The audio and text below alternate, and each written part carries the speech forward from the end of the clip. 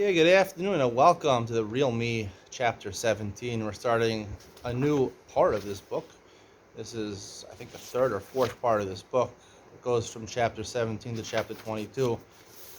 Chapter 17 is titled, Be Yourself! Exclamation point.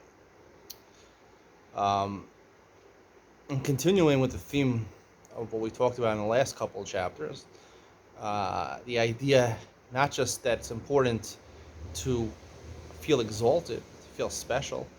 Um, the point that the reason why you have to feel exalted is because it's not good enough to make the right decisions and to choose good in life, because that doesn't always help us feel good. You have to actually feel exalted and feel validated that what you're doing is really something worthwhile. It has chashivas, it has importance. Just because I'm choosing good, there has to be value to it, and I have to value myself. If I don't value myself, so then I'm going to go into depression. He continues along the same lines. He says, so many members of the Western modern civilization are suffering from depression, OCD, phobias, and extreme inferiority complex. All these illnesses and a host of others rob their lives of any happiness and send them into despair that sometimes leads to suicide. He's talking about Western nations. I don't know why, Israel is considered part of the eastern part of the world, the Middle East. The Western nations, I guess the author's from America. He's talking about America. You're right. He's right. A lot of the world's has emotion. I think they say one in every five people is on psychiatric medication. You didn't know that. One in every five people in the world, uh, people have these problems. The reason it's more pronounced in the Western world, I would say, is that a lot of the Eastern countries, the human rights there are not exactly human rights. They don't talk about these things. There's no statistics on because, you know, a lot of governments are the fastest governments, I can't say the word, totalitarian governments, autocracies, a lot of the Muslim countries, a lot of, the Far East countries, China and things like that, North Korea, these countries, besides the fact that probably people suffer from emotional problems, they also suffer a lot from, human rights violations. We're not going to talk about that now. I don't know which country. I don't know all the specifics about that. I think that's a generally correct statement about a lot of countries. Not every country is the same. Um, I haven't been in most of these countries, thank God. Um, Shlomi Zions likes to visit these countries. um, if I were him, I'd be kind of crazy what he does. Sneaks into these Muslim countries. These countries, I hate to see Jews in there, especially from Israel. You know, I mean, I don't think he's an Israeli citizen, but I mean, I don't know if he's an Israeli citizen, to be honest with you, but he's Jewish and he's walking on this payas. So, anyway, the point is that what he says in this chapter is that you got to be yourself. The only way of fighting the depression, anxiety, the OCD, uh, is to be yourself. He basically, touches on the idea of peer pressure and, conforming to society, being in the box. You got to be whatever you're doing. This book is written by an Avrech in Kiryat Sefer, and the author of the English book, who translated it into English, is a mashgiach in the Mir Yeshiva. So this book is really catered to people in yeshiva and avrechim, and a lot of the examples he gives are people who spend their days learning Torah the whole day. So for them, he talks about, what's their peer pressure. Their peer pressure, the Bachar grows, he writes, and enters the base measure. This step, he is living permanently with a borrowed identity. The Chazon Ish, Rav Shach, Rav Chaim Kanievsky, or his own Rosh Hashiva. He'll be any of them, but not himself. He gets married and brings his costume along with him to his new bias. The true I is hidden somewhere in his subconsciousness. Many people set up their religiosity on what everyone else is doing. They don't try to invest thought in the subjects that the soul depends on. For instance, how much time is needed and acceptable to invest in building a home with a spouse? How much to be mechanech the children? Why do we spend so much effort in learning? How much and if should one sacrifice learning to do chesed and so on? Many solve these questions by imitating everyone else, and then it'll all be fine. Now, He's talking about religious people, Haredi people, yeshivish people, spending their time learning, their days of learning. They want to be like everybody else. They want to be Rosh Hashiva. They want to be a gadol. Um, they feel like they have to learn Hasmada the whole time to be like everybody else, to stand out, to feel good about themselves. He says it's a big problem because you're not being yourself. He says an interesting anecdote. He says over here, he says, I once asked a boy if he's looking forward to the upcoming Siyum. Apparently the yeshiva, or he learned the whole Masechta. And he blurted out, what did the boy say? Sure, they give great food. That's what he said. He was in parentheses over here. I think it's a funny story because it's true. I mean, why is he excited about the Siyum? Because of Chashivos that he finished the Masechta? No, he's telling you the honest truth, and he talks about this. He says it's not a shame to admit that you like good food. He says over here that people will never admit they need some peace and quiet when they return home. They have a good need for a need for good tasting food once in a while. Why? Why can't they admit the truth and say, I like schnitzel. I like the Mir schnitzel. It's because they see it as an admission of weakness. It means I'm a little person that cares about what I eat. This is not nice. The Gedolim don't care about what they eat. You're right. They don't care about what they eat. Because the Gedolim, he says, well, I'm not going to talk about the Gedolim because I've talked about it in other chapters, and I'm not going to beat a bush again, but I'd like to say that about being yourself and about peer pressure. I just want to talk about myself for a couple examples. I did go through the system. In a certain sense, I'm still part of the system.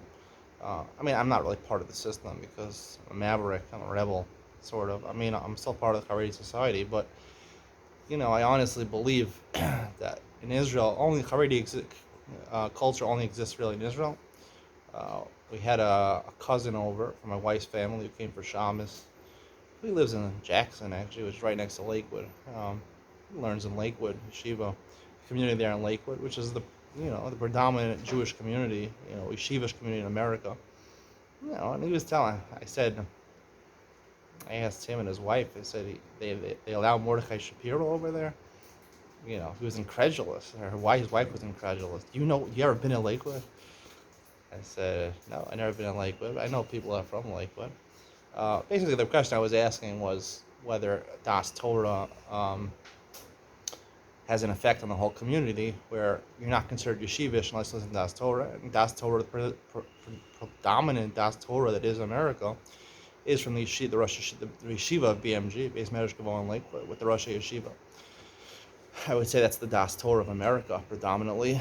And their own community said, no, they don't listen. Do people have smartphones? Of course. Do they have smartphones without filters? Of course. Of course. Most people, a lot of people, I was telling this to Haredi people here in Israel. Lakewood is not like Israel. Like they have Chas Shalom. They don't have phones. They don't have phones, smartphones. They don't. And if they have a smartphone, they have the best filter. No. They said it clearly. These are Yeshivish people. They said plenty of people don't have smartphones without filters. Lakewood, you're a Kodesh. The whole Jewish world should be the center, the hub of Judaism is Lakewood, New Jersey, Ocean County, Jersey Shore. That's what they said. They said that. So I really believe the Haredi culture only exists here in Israel. Haredi culture means Haredi l'das Dvar Hashem. Doesn't really mean that. It means you listen to the Das Torah. Das Torah tells you how to think, how to move, who to vote for in the elections. There's subservience to Das Torah to the point that in Bnei Brak, they stone stores that sell non-kosher phones. I mean, not even smartphones with filters, not allowed. You gotta have a kosher phone, one of these junky phones that break in 2 minutes. You can only call, you can't even text on them. For some reason, the Gedolim said texting is a terrible thing, and you have to get rid of it because texting destroys people. You have to have real conversations with people. But on the other hand, you have to be learning Torah all days. You can't have real conversations with people. So I don't understand that. But the point is that Haredi culture only exists here in Israel. In America, it's yeshivish. There's a lot more leeway. People, there's a disconnect between Das Torah and reality in America. There is reality in America, people, because it's a goyish country. It's a country filled with non-Jews predominantly, and even though the Rosh Yeshiva, the BMG states that it might be good for some of the people in Yeshiva, but not for the whole community, even Lakewood. So I've heard they say that if Aaron Cutler found the Lakewood, knew it goes on a Lakewood nowadays, never would have found the Lakewood or something like that. The same idea. um, so I want to talk about over here what he's talking about. Be yourself. That you should strive to be unique and be yourself. He talks about knowing what foods you like.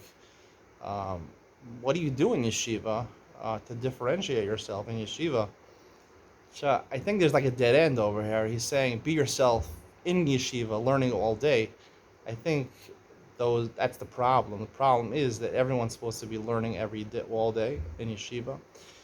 And when someone has the only interest in their life is learning Torah, and they have no interaction, a man has no interaction with the outside world, and maybe the basis of his news is what goes on in the coffee room, or he'll read Yatet Daman or Hamodia in America. It's a problem because be yourself. Who yourself is the personality of a person is dependent on his likes and dislikes, his preferences, and they all have to do with physical things. What do you like in food? What do you like in music? What do you like in sports? What do you like in women? What do you like in arts and crafts and drawing? What do you like in business? Like what type of business would you make? What type of job would you like to do? All of these things, financial things, and geography, and all these different things which people enjoy, traveling, and people enjoy. They're all based on the physical world, and if you don't have an existence in that physical world, and you reject the physical world, and you say it is bad, which he does say in this chapter, he says it's the lusts for the physical things which have destroyed the general world. He says, but he asks, he says, why should the frum world is running after Torah and mitzvos, right? He says, obviously we don't understand Torah and mitzvos, and he's right. We don't understand the instruction manual, right? We don't understand the instruction manual because if we did, we don't understand Torah and mitzvos properly, and we don't. What we do with Torah and mitzvos is not really the sod, is not really the right idea what Torah and mitzvos are. Torah and mitzvos are really geared for us to enjoy the physical world. The way we do it, putting on a square box, is not going to help you enjoy the physical world. Sitting in a makeshift sukkah is not going to help you enjoy the physical world. Shaking lulav and esrog is not going to help you enjoy the physical world. Shofar is not going to enjoy it because this is the drasha. This is not the real idea of the mitzvahs. Unfortunately, we don't have that. But until Mashiach comes and informs us of what the real sod, the secret, the meaning of the mitzvahs are, and how they all are about physical enjoyment, at least we should give a lot of our time to invest ourselves in understanding the physical world, because it's not just about being able to connect to your wife and to your children who spend much more time than you in the physical world if you're learning all day. It's about being yourself. Like he said, if you want to find out who yourself is, then you have to experience the physical world. You have to have a favorite sports team. You have to, have a favorite food. You have to have a favorite musician. If you don't have these things, so you're not a person. You have no personality. Personality comes from a person. If you have no personality, you're not a person. You're not a human being. You might be a Talmud Chacham. You're not a human being. You're not going to be a person. So you got to have personality. You got to have color in your life. You have to dress nice also. You have to think about these things also. So fashion is a nice thing that people forget about. So, I remember when I was dating, I dated for approximately 10 years before I got married, which is not unheard of in the Goyish world. I mean, in the frum world, it's a long time. I'm considered an old bachelor. I dated a lot of girls, and all the time that I was dating, I was Haredi in mindset and strong, completely dedicated to Das Torah that I had, unwavering from that, and learning Torah all the time and thinking about Torah all the time. And I went on dates. When you go on dates with girls, I had to fake it. I was faking it, and I'm sure a lot of people fake it. I sit there for 3 hours. Maybe now it's got shortened. People can't do it anymore. Now it's like 2 hours, or 2 dates are now in the Hasidic world. I don't know. Even the frum world, you go on 2 dates. It's limited to 2 hours. I went 3 hours on a date. I was dating there, and I was making conversation. I didn't want to have those awkward pauses. I just kept on thinking of stupid questions to say about the weather or about, recollections I had from when before 18 years old when I started becoming frum and rejecting uh, the real world. Pardon my use of that phrase. When I had memories of the real world, so it was basically somehow mixing my first 18 years of life with some random stories that I heard through my years in yeshiva, and maybe some cute incidents in yeshiva. Uh, I was able to do it. I had very few awkward silences, you know, and I was a pretty good conversationalist, um, but it wasn't me. I was just faking it. I was playing. I wanted the girls to think that all girls want a man who's knowledgeable in the world because they can relate to them. Because that's girls don't learn Torah. All they have is knowledge about the world. They want someone who could talk to them on their level. Every interaction I had, not just with girls, with anyone. When a family member at a family gathering and met family members, I would fake conversation. I would fake, and I think a lot of people do this to fake conversations. I mentioned this past weekend we had a relative. My wife came from America for Shabbos, you know. And before the Shabbos, I'm like thinking, you want to make a good impression when you meet this guy. I don't think I've ever really met him, on a personal level before. I remember like younger, you want to make a good impression on people, and I'm thinking to myself, but I want to be myself. And thank God, over the past couple of years, I've actually found myself, and I'm pretty comfortable in my own skin, to the point I'm willing to talk about things which would be uncomfortable for a Haredi person, so to speak, a Haredi person married into a Haredi family to talk about. Um, that I'm more Hamish than a Shivish family in America, even living in Israel in a Haredi community. So, I mentioned things like Spotify and Shark Tank. Probably shocked that I know these things. I didn't know them, but you want to make a good impression on people. I remember that's what I always used to, I always want people feel so, you want to, when you meet someone, especially someone you're not familiar with, but you have like a relationship, familiar relationship with them, or you haven't met them in a long time, you want to make a good impression on them, or a new person you meet. You always want to make a good impression. You're willing to fake yourself. And when you do that so much that you're always faking yourself, then, it just means you have no true self, no true person. And that's a problem. And really, I was there as another brother-in-law.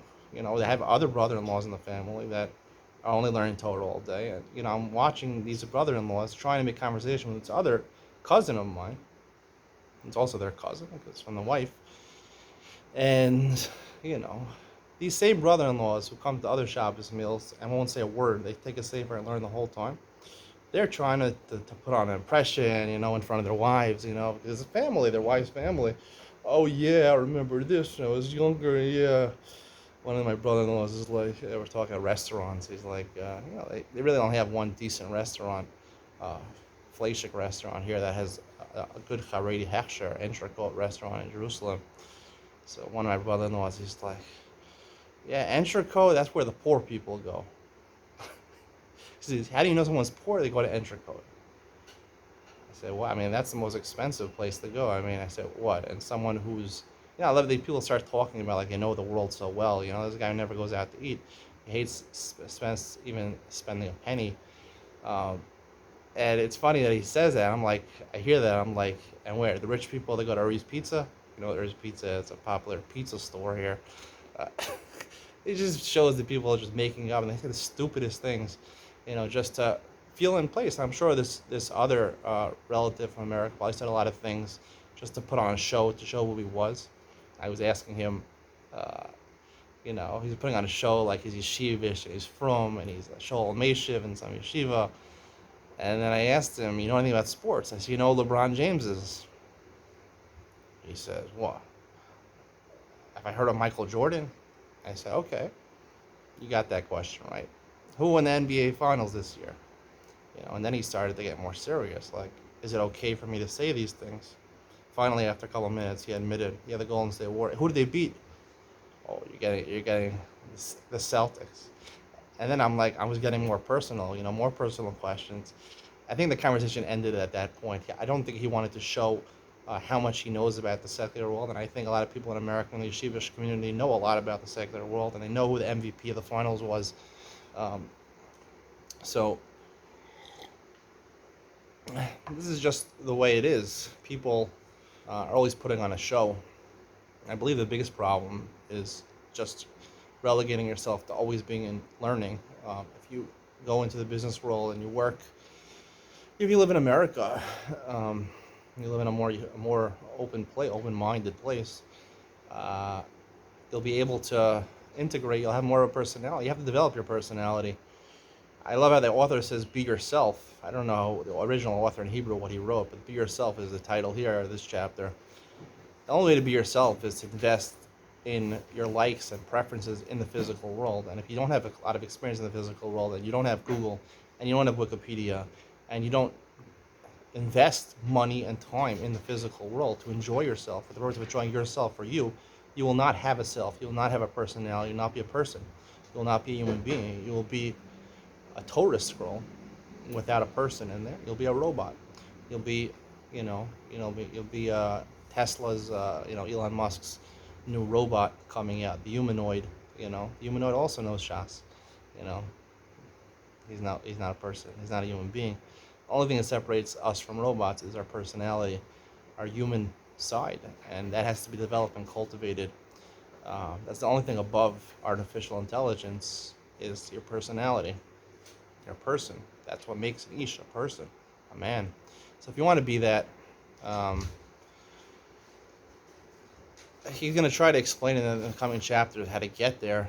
Um, he doesn't really give a satisfactory answer, I believe, in this chapter. Um, Basically, what he advises is you have to tell yourself in your mind, I have to find out who I am. But you can't find out who you are if you don't invest in the secular world. You got to invest in the secular world, and then when Mashiach comes and tells you, oh, the mitzvahs, they were related to the enjoyments of the secular world, and you'll be like, aha, love that aha moment, and you'll put everything together. Anyway, that's the conclusion of today's shir. I hope you enjoyed. See you in the next one, chapter 18.